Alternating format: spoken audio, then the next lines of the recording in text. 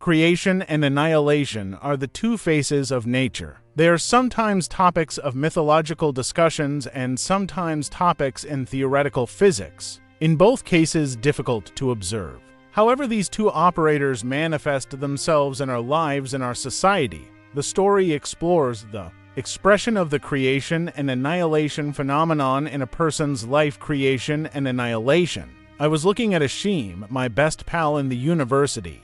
He was going towards a police van. I was remembering the days few years back when I and Ashim both were enrolled in research program in the same institution. I went for theoretical physics and Ashim was doing a work which he considered to be more practical and fruitful than that of mine. His research work was engineering-based, making a specific lubricant for use in heavy industries. I and Ashim shared the same room in the hostel for 3 long years and scuffling over our research work. In the first year, we were enthusiastic students newly intoxicated with the feeling of great scientists of the future. I would bury my head in big books and many times tear of my hairs in doing huge calculations. So, Einstein, what are you doing? Ashim's sarcastic remark would irritate me. Hey man, I think you need to spend a couple of years in remembering the symbols as they are more naughty than Japanese and Hebrew. Ashim would laugh, peeping from behind on my notebook that was full of calculations. Why do you make such remarks, Ashim?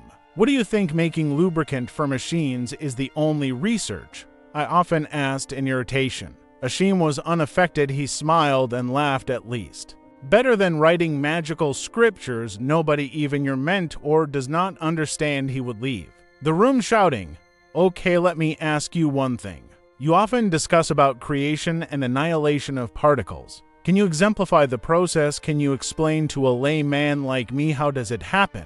Ashim would ask and look at me with a victorious grin. His victory was my inability to answer his query. Really, I could never answer him. I would make futile efforts to prove him by calculation as I did before my mentor. I would fail and Ashim would celebrate his victory by mocking me. I got irritated and would leave the room.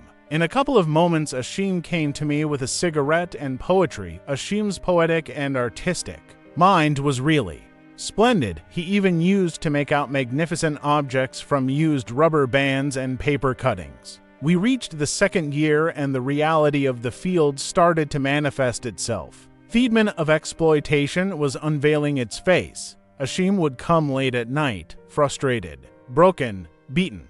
He would sit clutching his head in both hands, always insults me, says all my proposals are bullshit. They will not work and go to the dumping ground. Bad ass. I interpreted a data, spending many sleepless nights. The asshole threw it, saying I am not capable of new innovation. Research means publications. Ashim, you are overreacting. This is the scenario everywhere. I would try to convince him. Overreacting. He threw my work because the results were new and publication would be a difficult job, Ashim said in anguish. What about our sanctions? Ashim would make a futile attempt to change the topic. The process is going on, I would answer. Gradually, we were facing the harsher realities of this dark sphere. Every day you start a mess after returning from lab. Every one of us is facing the same thing. Everyone is struggling. It's better you concentrate on your research rather than complaining. About these issues, I often used to scold him like this, but from inside I felt weak. Sometimes I felt I would cry. You speak like the authorities. A fallacious system is given the name struggle. Third year of research life witnessed a more horrible situation. Ashim had left poetry and paper art. He never even sang, which was his specialty. Rather, Ashim was getting more sunk in depression. The multiple rejections of his manuscripts and insults by his mentor had enraged him. Still, we were deprived of our long-pending fellowship. Ashim would gather students to raise voice against many acts, which in his view and truly in everyone's view was injustice. He received a meager support from fellow students at the time of action.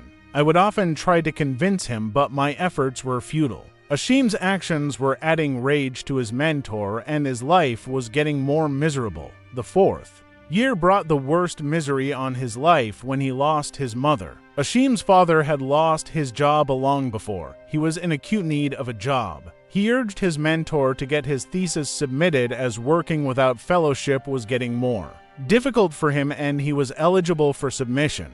The mentor did the worst. He went abroad for 3 months. I was on the verge of submission like many others of our batch. We convinced Ashim to go to the authorities so that he could submit his work before the expiry of his registration. Ashim went to the higher authorities but got nothing other than sermons and preaching on struggle and the lessons of obedience for the mentor. It was the 5th year when Ashim's patience was on the verge of getting shattered. The mentor returned from abroad, but delayed his process of submission, giving in genuine reasons. Ashim would blame us all as he thought that our acts of buttering the mentor are responsible for his problems. Ashim could not flatter. He lost all the opportunities of applying for a job that year. 6th year brought the disaster with it. After many harassments and grievances, Ashim was ready with his thesis. He went to get it signed by his mentor.